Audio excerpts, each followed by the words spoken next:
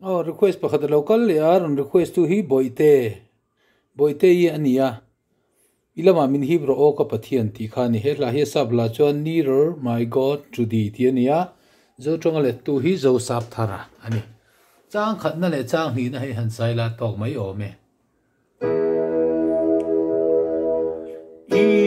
ilama min hi bro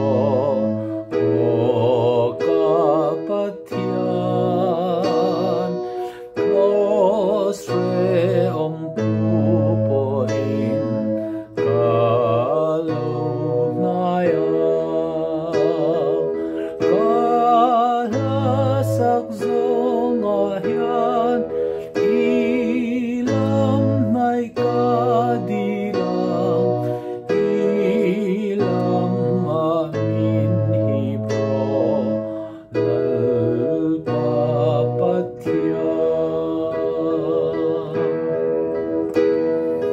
vak vai ang nila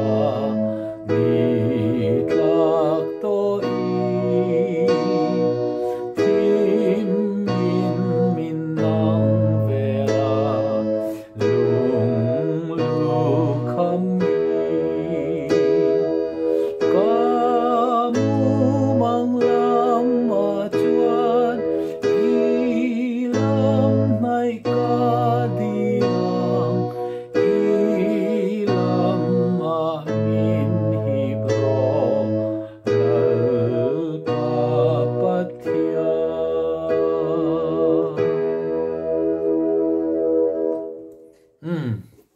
ai lam nai ka duang ti tura ni khan an sa sual zaw ni ti khan to mai sela thao me thuk riat nan